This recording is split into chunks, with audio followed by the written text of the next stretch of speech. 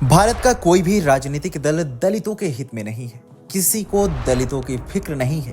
कोई दलितों के बारे में सोचता तक नहीं। दलितों के लिए सरकारों की ओर से निकाली जाने वाली स्कीम्स जमीन तक पहुंचते पहुंचते दम तोड़ देती हैं। कांग्रेस हो या भाजपा, सभी ने सिर्फ और सिर्फ अपने वोट के लिए दलितों का इस्तेमाल किया है और दलित भी चुनाव आते ही सारे मसलों को साइडलाइन कर देते हैं और जाति जाति का नाम जपते हुए अपना कीमती वोट किसी को भी दे देते हैं जो किसी भी हिसाब से सही नहीं है। आज की वीडियो में हम आपको मोदी सरकार की एक ऐसी स्कीम के बारे में बताएंगे जिसके जाल में सैकड़ों दलित उद्यमी फंस गए हैं और उनमें से कई उद्यमी आज दिवालिया हो गए हैं। आगे बढ़ेंगे उससे पहले यदि आपने अभी तक हमारे चैनल को सब्सक्राइब नहीं किया है तो इसे सब्सक्राइब करें और वीडियो को लाइक करें।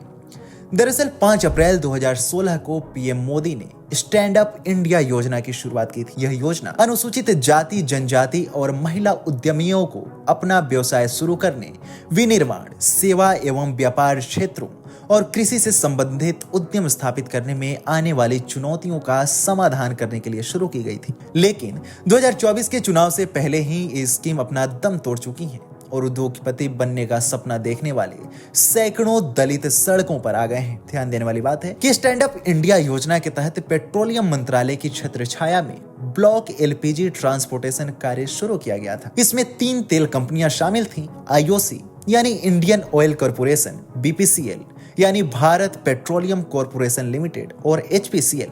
इन तीनों कंपनियों ने मिलकर एक टेंडर निकाला जिसमें कहा गया कि वे टैंकर ट्रक खरीदने वाले उद्यमियों को अपनी कंपनी के तहत रोजगार उपलब्ध कराएंगे। इस योजना के तहत SC/ST समुदाय के उद्यमियों को उनकी आबादी के हिसाब से 23% आरक्षण दिया गया था। इसके लिए दलितों में उद्यमी तैयार करने का दावा करने वाली दलित Indian chamber of commerce and industry यानी DICCI नाम की संस्था ने सरकार, तेल कंपनियों और दलित उद्यमियों को एक साथ जोड़ने का काम किया।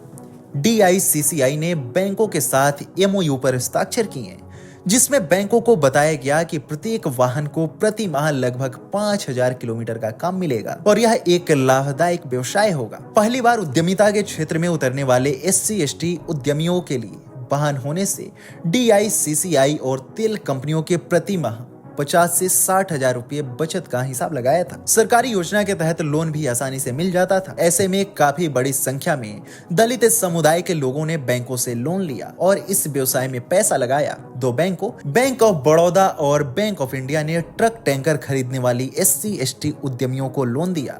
लेकिन 5 साल पहले जिस उम्मीद से दलित उद्यमियों ने इस योजना में पैसा लगाया था वह पूरी नहीं हो सकी और कई दलित व्यापारी दिवालिया हो गए। आलम यह है कि बैंकों ने अब दलित व्यापारियों को रिकवरी नोटिस भेजना शुरू कर दिया है जो काफी दयनीय है। दलित दस्तक की एक रिपोर्ट के मुताबिक कोलकाता के रहने वाले पीड़ित मनोज कुमार दास कहते हैं कि हमसे किया गया वादा पूरा नहीं हुआ। हमें बताया गया कि हमारी गाड़ियां 5000 किलोमीटर तक चलेंगी लेकिन ऐसा नहीं हुआ।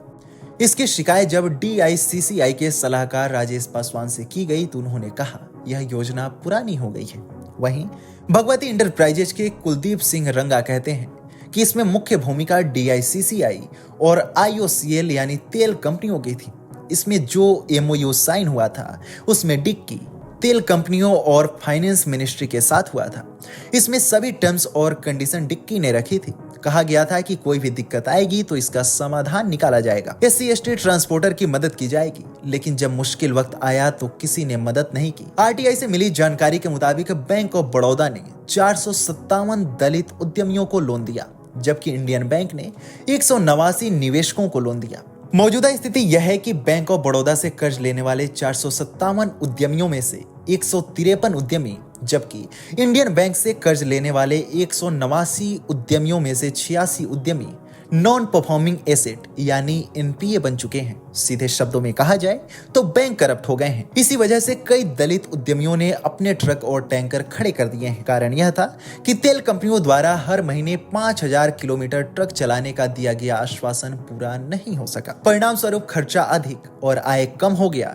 ऐसे में कई लोगों की EMI फेल होने लगी। आज स्थिति यह है कि सभी गाड़ियां खड़ी हैं। कुछ 1 वर्ष से अधिक समय तक वहां खड़े रहने के कारण कबाड़ में तब्दील हो गए हैं। इस मामले से यह स्पष्ट होता दिख रहा है कि प्रधानमंत्री की महत्वाकांक्षी योजना स्टैंड अप इंडिया योजना के जरिए उद्योगपति बनने का सपना देखने वाले सैकड़ों दलित दिवालिया हो गए हैं। आपको हमारी यह वीडियो कैसी लगी हमें कमेंट सेक्शन में जरूर बताएं।